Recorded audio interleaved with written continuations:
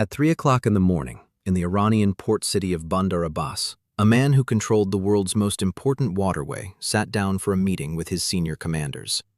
He had survived 2 previous waves of Israeli assassination campaigns. He had outlasted generals, intelligence chiefs, and a supreme leader. He had personally overseen the operation that brought the global economy to its knees by closing the Strait of Hormuz. He believed he was untouchable. He was wrong. Admiral Alireza Tangsiri, commander of the Islamic Revolutionary Guard Corps Navy, was killed in a precise Israeli airstrike in Bandar Abbas on March 26, 2026. A number of his top naval aides were killed in the same attack. But here is what the headline is not telling you. This was not just the killing of one man. The IDF confirmed that in addition to Tangsiri, the strike also killed the IRGC Navy's intelligence chief, Bainam Rezai, and the rest of the Navy's top leadership in a single operation. Israel didn't just cut off the head, they wiped out the entire command layer of the force that has been strangling the global economy for weeks. And then Israel's defense minister looked directly into a camera and delivered a message that should stop every remaining Iranian official cold. The IDF will hunt you down and eliminate you one by one. Stay with me, because what I'm about to walk you through is not just a military update.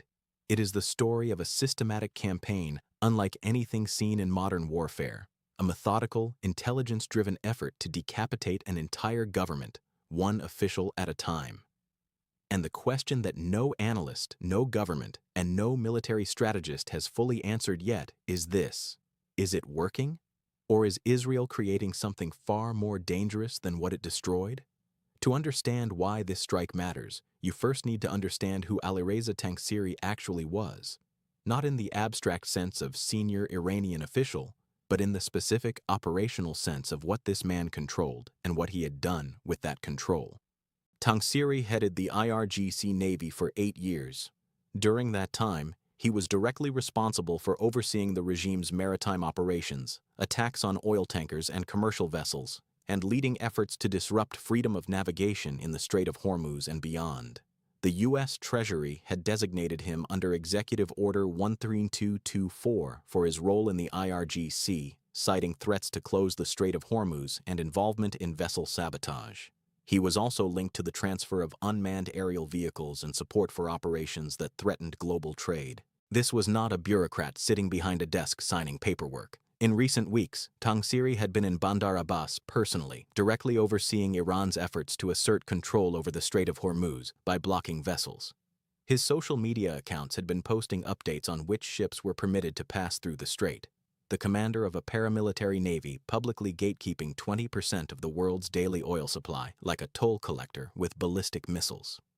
Just 1 week before the strike that killed him, Tangsiri had threatened retaliation against U.S. facilities in the region, warning civilians and workers to stay away. "Our list of targets is updated," he said. "Oil facilities associated with America are now on par with American bases and will come under fire with full force." Within 7 days of making that threat, he was dead. U.S. Central Command confirmed the killing, and Admiral Brad Cooper stated that Tangsiri's death makes the region safer, adding that U.S. forces have destroyed about 92% of Iran's large naval vessels in ongoing operations. 92%. Sit with that number for a moment. The naval force that Tangsiri spent 8 years building, the force he used to mine shipping lanes and threaten global energy supply, has been reduced to almost nothing, and now the man who built it and commanded it is gone too. But here is what makes this strike historically significant beyond the operational details. It is not the first. It is not even close to the first. Tangsiri's death is the latest chapter in an assassination campaign that has no parallel in the history of modern warfare. On February 28, 2026, Ali Khamenei, the supreme leader of Iran, a man who had ruled the country for 37 years, was assassinated in Tehran in an Israeli airstrike on the opening day of the war. Let that fully register. The head of the entire Iranian state, the man who sat at the apex of every military, intelligence, and political structure in the country, was killed on day 1. But the campaign did not stop there. It accelerated. On the night of March 16 to 17, Ali Larijani, the Secretary of the Supreme National Security Council, widely regarded as the de facto leader of Iran following Khamenei's death, was killed in an Israeli airstrike in Tehran. His son Morteza and the head of his office were also killed in the strike. On the same night, Basij commander Gholamreza Soleimani was killed in a separate Israeli airstrike. The head of Iran's massive paramilitary force, the organization responsible for domestic security and the suppression of internal dissent, eliminated alongside the country's top security official in a single coordinated night of strikes. Then, within 24 hours, Iran confirmed the killing of Intelligence Minister Esmail Khatib in a third assassination in 2 days. Defense Minister Katz announced that he and Prime Minister Netanyahu had given the Israeli military standing authorization to eliminate other senior Iranian officials in their sites without case-by-case approval. Read that again. Standing authorization. Israel is no longer conducting targeted assassinations as discrete strategic decisions requiring individual approval at the highest level. They have issued a blanket operational order. Find them, kill them. The list is being worked through systematically. Israel compares its assassination campaign against the top level of Iran's leadership to severing the head of an octopus. Supreme leader killed, security chief killed, Basij commander killed, intelligence minister killed, and now the IRGC Navy commander and his entire senior staff eliminated in one strike in Bandar Abbas. The question every analyst is now asking out loud is the one that nobody has cleanly answered. What does this campaign actually accomplish? There are two completely different answers to that question, and they lead to completely different conclusions about where this war goes next. The first answer is the Israeli answer. Netanyahu framed the killing of Larijani as part of an effort to give Iranians the opportunity to overthrow their government, saying, "We are undermining this regime in the hope of giving the Iranian people a chance to remove it. It will not happen all at once, and it will not happen easily, but if we persist, we will give them the chance to take their destiny into their own hands." This is the decapitation doctrine. The theory that a regime's survival depends on its leadership cohesion, and that if you systematically eliminate that leadership faster than it can be replaced, you create a vacuum that produces either collapse or internal revolution. It is a doctrine that has been debated in military and intelligence circles for decades, and Israel is now applying it at full scale against a functioning nation-state in real time. The second answer is far less comfortable, and it is the one that analysts watching from outside are increasingly giving. Analysts question whether Israel's approach can generate the instability required for regime change in Tehran, or if it could inadvertently consolidate power among Iranian hardliners. Look at what actually happened after Khamenei was killed. The IRGC was insistent on appointing a permanent leader swiftly. Mojtaba Khamenei, the son of the former supreme leader, was appointed by the Assembly of Experts on March 8th, just 8 days after his father's death. The replacement didn't take weeks. It took 8 days. And the replacement is not a moderate. The appointment of former Revolutionary Guard General Mohammad Bagher Zolgadar as the new head of the Supreme National Security Council following Larijani's killing reinforces concerns among analysts that Israel's campaign is consolidating power in the hands of hardliners. He is widely viewed as a dedicated hardliner deeply connected to Iran's internal security apparatus, with a background in the Basij and Iran's judiciary, contrasting sharply with Larijani, who was seen as a pragmatic politician able to work with both sides. This is the brutal irony at the center of Israel's campaign. Every moderate, every pragmatist, every official with even a theoretical willingness to negotiate is being eliminated. And every replacement is drawn from a smaller, harder, more ideologically rigid pool of IRGC loyalists who have spent their careers inside the most uncompromising elements of the regime. As one analyst at the European Council on Foreign Relations put it, if you look at how the assassination of Ali Khamenei empowered the most hardline and security elements within the Islamic Republic of Iran, then Larijani's death could act as an accelerator to that path. Iran's own foreign minister addressed this directly after Larijani's killing. Abbas Araghchi said the United States and Israel had yet to realize that Iran's government does not rely on a single individual and that the Islamic Republic of Iran has a strong political structure with established political, economic, and social institutions. So far, that statement has proved more accurate than Israeli and American planners may have wanted.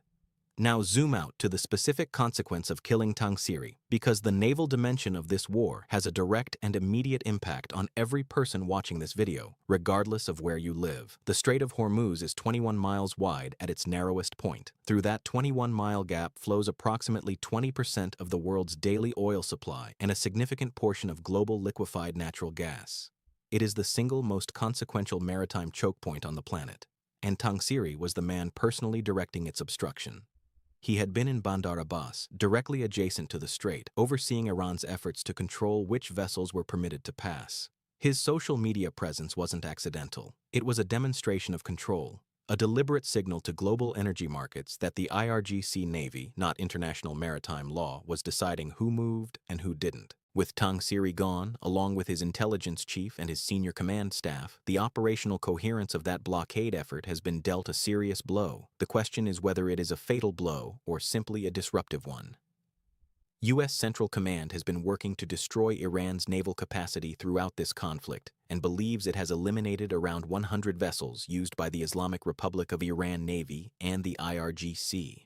Combined with the 92% destruction figure for large naval vessels, the picture that emerges is of a naval force that has been devastated in terms of hardware and has now lost its entire senior leadership structure in a single night. But here is the complication. Iran does not need a conventional navy to keep the strait contested. It needs mines, it needs coastal missile batteries, and it needs enough organizational coherence to keep deploying them. Those capabilities do not disappear with the death of an admiral. What disappears is the decision-making architecture around those capabilities, and that is significant, but it is not the same as the capabilities themselves going dark. The IDF stated that the killing constitutes an additional significant blow to the command and control arrays of the IRGC and its abilities to orchestrate terror activities in the maritime domain against countries in the region. Command and control degraded, not eliminated.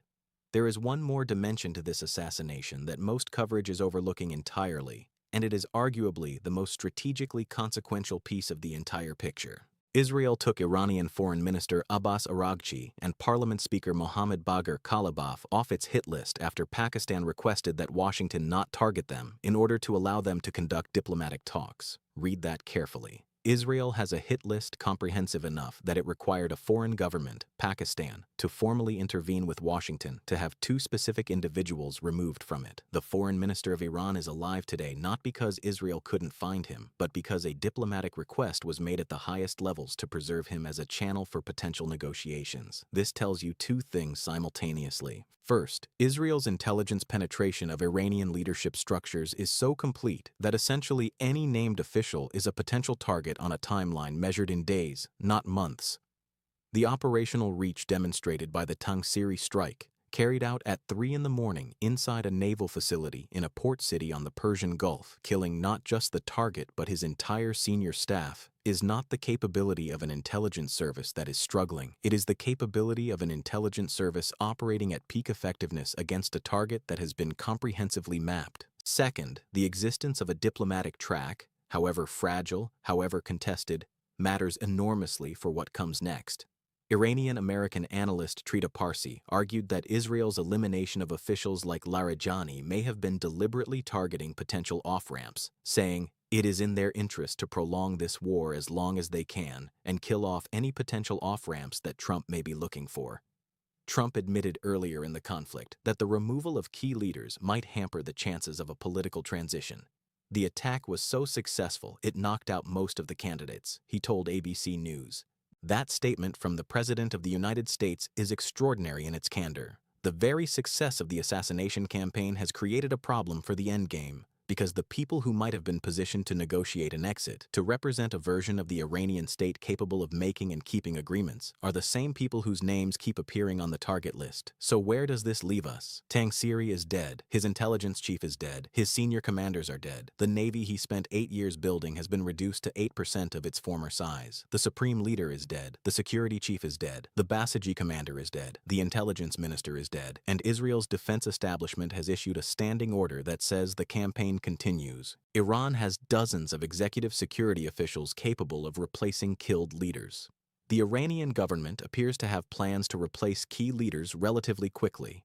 There seems to be some sort of hierarchical, preordained setup in place when it comes to communication. The regime is not collapsing. The missiles are still flying. The Strait of Hormuz is still contested. The death toll has risen to more than 1,100 people in Iran and nearly 1,100 people in Lebanon, with dozens more killed in Israel and elsewhere in the region. 13 U.S. military members have died, and Israel's defense minister is on camera saying the IDF will hunt them down one by one. The men who replaced Tangsiri are watching that statement. They are looking at the list of everyone above them who is gone. They are calculating, they are hardening, and the only people left to negotiate with are the ones radical enough to have survived this long. That is the world this war has built. And the only question that nobody in Washington, Jerusalem, or Tehran has publicly answered is the one that defines whether any of this ends. What does an acceptable conclusion actually look like? The silence on that question from every government involved is the most important thing happening in this conflict right now. We will keep covering this as it develops because this story is moving faster than any headline can keep up with, and you deserve to understand it fully. Subscribe and turn on notifications. I'll be back with the next update as it breaks.